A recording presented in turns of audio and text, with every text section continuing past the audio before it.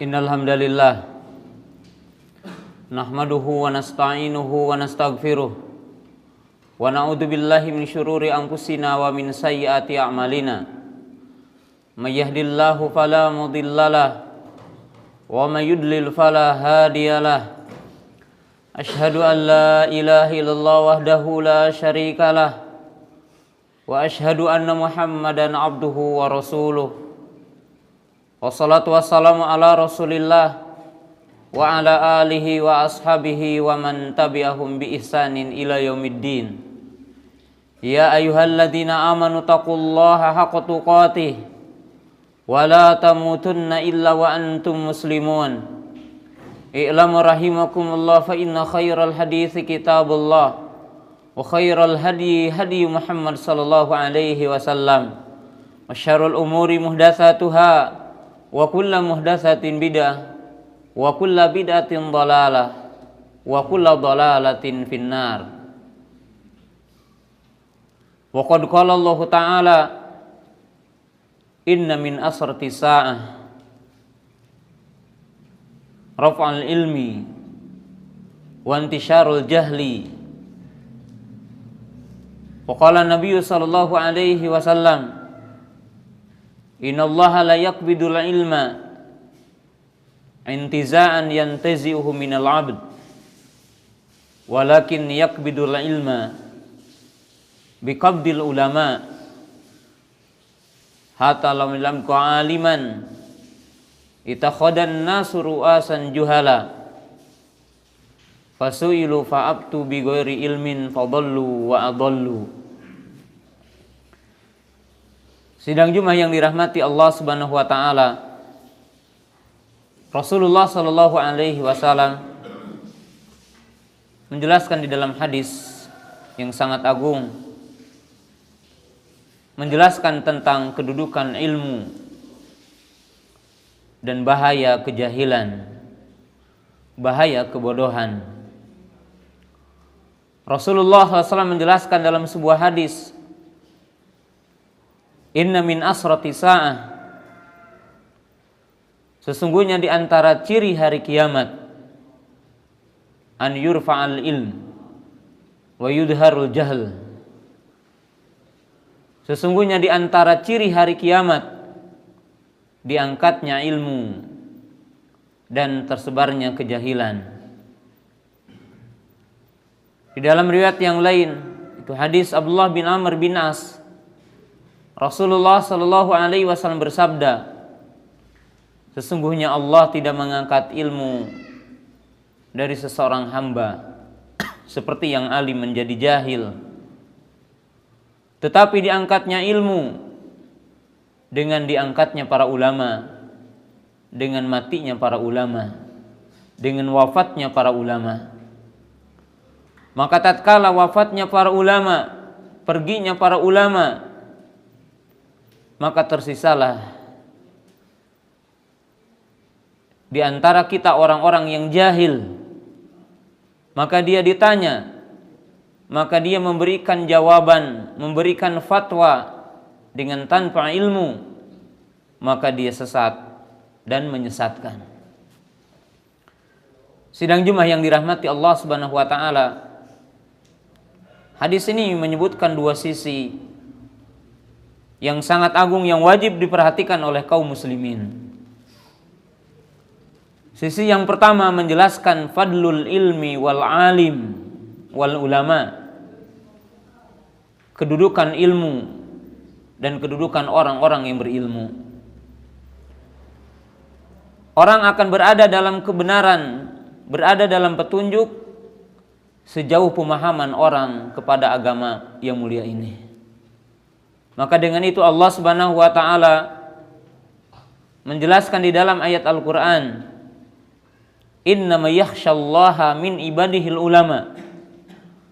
Hanyalah orang-orang yang takut kepada Allah, yang melaksanakan perintah-perintah Allah, menjauhi larangan-larangan Allah, al-ulama.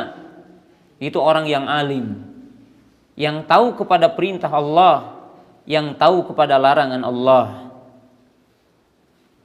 Rasulullah sallallahu alaihi wasallam menjelaskan di dalam hadis, Man yuridillahu bihi khairan yufaqihu fid din.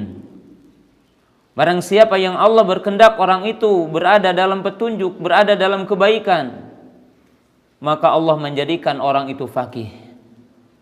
Sidang Jumat yang dirahmati Allah Ta'ala, petunjuk yang kita akan dapatkan dari Allah, petunjuk yang kita akan dapatkan, hidayah yang kita akan dapatkan sejauh pemahaman kita kepada agama ini, sejauh pemahaman kita kepada perintah-perintah Allah, sejauh pemahaman kita kepada larangan-larangan Allah Ta'ala.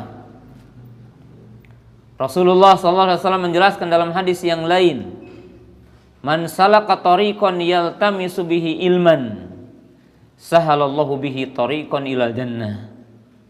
Nabi SAW menjelaskan, barang siapa yang berjalan mencari ilmu, maka Allah akan memudahkan baginya jalan ke surga.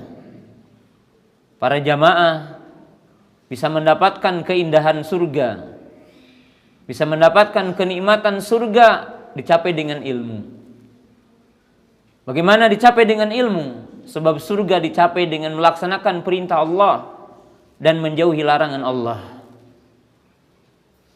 Surga akan dicapai dengan keimanan dan amal soleh.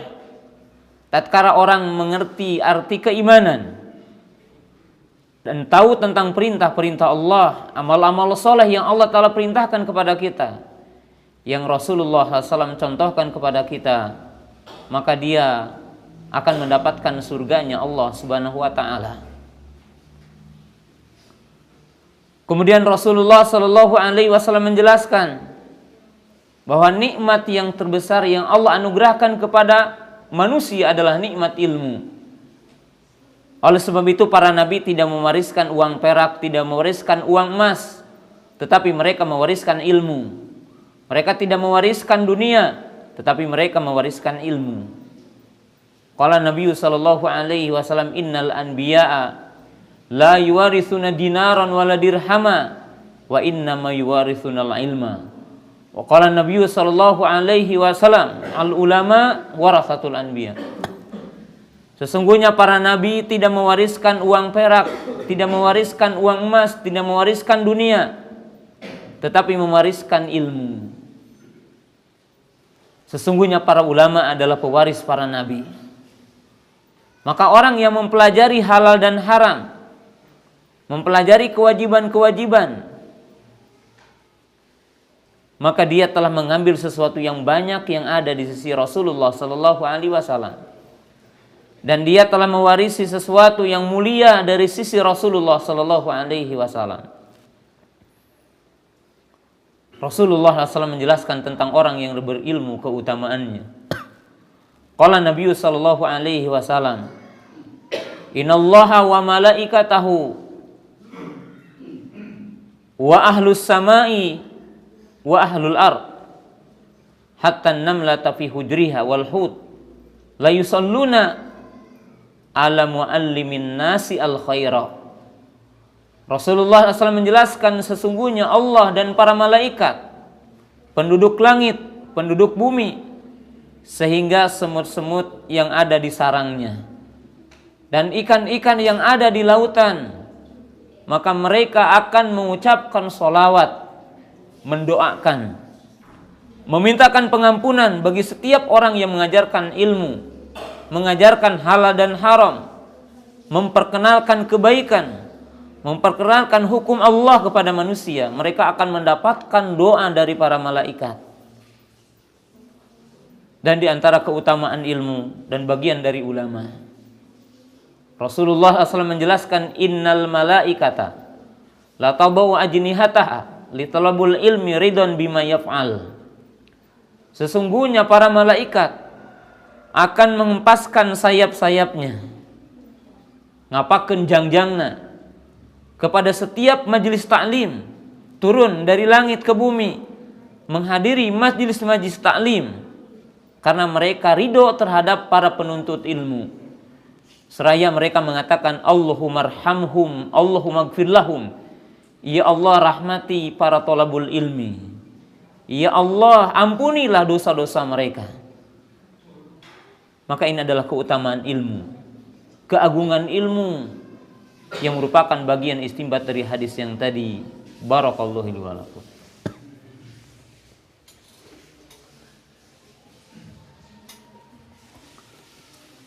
Alhamdulillah hamdan katsiran thayyiban mubarakan fi kama yuhibbu rabbuna wa yardah. Asyhadu an la ilaha illallah wahdahu la syarikalah wa asyhadu anna Muhammadan abduhu wa rasuluh.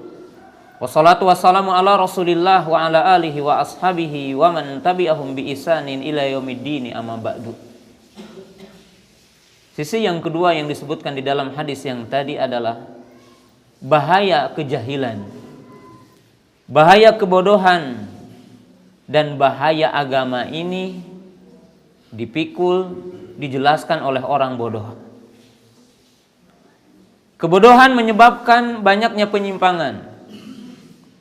Manakala orang-orang yang memberikan fatwa, yang memberikan penjelasan agama ini adalah orang-orang jahil, orang yang tidak mengerti arti tentang agama, tidak mengetahui tentang kaidah-kaidah memahaminya, maka ini adalah sumber kesesatan, sumber kerusakan. Oleh sebab itu, sidang Jumat yang dirahmati Allah Ta'ala, seyogianya kaum muslimin bisa membedakan antara penceramah dengan orang alim. Sebab yang dimaksud dengan orang alim, al-alimu bil kitabi wa sunnah, itu orang yang alim kepada Al-Quran dan sunnah, orang yang memiliki hafalan tentang ayat Quran, orang yang memiliki pengetahuan tentang hadis-hadis Nabi SAW, memisahkan sahih dengan dhaifnya. Sebab kita mendapatkan hari ini para penceramah, baik di mimbar-mimbar ataupun mungkin di berbagai tempat, bisa berbicara tetapi dengan hadis palsu, dengan hadis dhaif. Padahal salah satu sumber kesesatan, sumber perbuatan-perbuatan yang bid'ah, salah satunya disebabkan dengan hadis dhaif, dengan hadis palsu. Makanya Imam Ahmad rahimahullahu ta'ala mengatakan, yan bagi liman hamalan nafsahu alal futya an yakuna aliman bi awjuhul Quran, an yakuna aliman bis sahihi was saqimi, an yakuna aliman bis sunnani. Imam Ahmad rahimahullahu ta'ala mengatakan, seyogianya orang yang memberi fatwa apa halal, apa haram, apa wajib, apa mustahab, apa boleh, apa tidak boleh, adalah orang-orang yang tahu kepada sendi-sendi Al-Quran, bagaimana menafsirkan Al-Quran, paham terhadap bahasa Arabnya, paham kepada kaidah tafsir, bagaimana menyatukan satu ayat dengan ayat yang lain. Yang kedua, memiliki kemampuan memisahkan sahih dengan dhaif. Yang ketiga, dia memiliki pengetahuan di mana keberadaan hadis yang menjadikan sumber fatwanya. Sebab kita sepakat dasar Islam adalah Quran dan Sunnah. Ketika orang ditanya apakah ini membatalkan wudu atau tidak, maka dia tidak akan menjawab dengan lisannya semata. Dia akan mengatakan qala Allahu qala rasuluhu. Ketika dia ditanya apa hukum dagang seperti ini, maka dia tidak berpendapat dengan akalnya boleh atau tidak boleh, maka dia akan mengatakan menurut ayat ini, menurut hadis ini boleh, menurut ayat ini, menurut hadis ini adalah tidak boleh. Ini adalah perkataan para ulamanya. Maka Nabi SAW mengatakan, apabila telah pergi orang-orang alim dan yang menjelaskan agama adalah para penceramah yang hanya mampu bisa mengolah kata-kata, satu hadis bisa 1 jam atau 3 jam, maka Nabi SAW mengatakan, sesungguhnya di antara ciri hari kiamat akan muncul di tengah umatku banyak penceramah dan sedikitnya orang-orang alim. Bahkan Imam Ahmad rahimahullahu ta'ala pernah ditanya, kapan seseorang dikatakan faqih? Qala ma indahu mi'atu alfi hadisin. Orang dikatakan faqih apabila dia mengetahui 100.000 hadis. Para jamaah yang dirahmati Allah Ta'ala, maaf, yang dimaksud tahu 100.000 hadis tidak mesti tahu di dalam hafalan. Tetapi ketika dia ditanya tahu ini di Sunan Tirmidzi, ini di Sunan Nasa'i, adanya di bab ini, dia pernah meneliti dan tahu. Nah, jamaah yang dirahmati Allah Ta'ala, sebagai penutup dari khutbah ini, Nabi SAW menjelaskan kepada kita, manakala sedikit orang alim dan banyak orang-orang yang jahil, dan semakin sedikitnya keinginan kaum muslimin belajar, thalabul ilmi, duduk di majelis taklim. Sebab tentunya ikhwati iman yang dirahmati Allah Ta'ala, keburukan yang ada di tengah kita disebabkan lemahnya kaum muslimin belajar tentang agama ini. Ada yang belajar Islam ini setahun sekali ketika dia menyaksikan dalam Idul Fitri. Ada yang mendengarkan taklim hanya ketika dia Jumat seminggu sekali, udah begitu juga ngantuk. Apalagi yang disampaikannya adalah hadis palsu, hadis yang tidak ada usul-usulnya, tidak ada asal-usulnya. Maka ini malapetaka yang paling besar yang menimpa kepada umat ini. Sebagai kalimat terakhir, lihatlah apa yang menjadikan kebaikan pada umat terdahulu, para sahabat, para tabi'in. Lihat Jabir ibnu Abdillah, demi satu hadis berjalan 1 bulan. Di masa Imam Malik, mereka mengatakan, majlisu Malik khairu minad dunya wa ma fiha, wa hadara fi majlisihi nahwa 70,000 minal muslimin. Kaum muslimin di masa Imam Malik yang menjelaskan salah satunya adalah kitab Al-Muwatta, mereka mengatakan majelis Malik lebih baik ketimbang dunia dan seisinya. Tapi lihat hari ini, majelis apa yang diserbu oleh kaum muslimin adalah majelis yang berkaitan bukan agama. Dan telah hadir pada majelis Imam Malik 70.000 kaum muslimin pada masa itu. Mereka mendengarkan qala Rasulullah, qala hadasana fulan wa fulan an Rasulillah. Sehingga berkah di tengah-tengah mereka adalah lebih besar ketimbang berkah yang ada di tengah kita hari ini. Apa yang membedakan kita dengan mereka? Kesungguhan mereka terhadap ilmu. Berbeda dengan kesungguhan kita dengan ilmu. Berbeda penghormatan mereka kepada ulama. Berbeda dengan penghormatan kita hari ini kepada para ulama. Mudah-mudahan Allah Subhanahu wa Ta'ala memberikan taufik dan hidayah kepada kita agar kita senantiasa berada di atas sunnah Rasulullah Sallallahu Alaihi Wasallam, diberikan taufik dan hidayah cinta kepada ilmu dan mengamalkan ilmu. Rabbana la tuzigh qulubana ba'da idh hadaitana wa hab lana min ladunka rahmah innaka antal wahhab.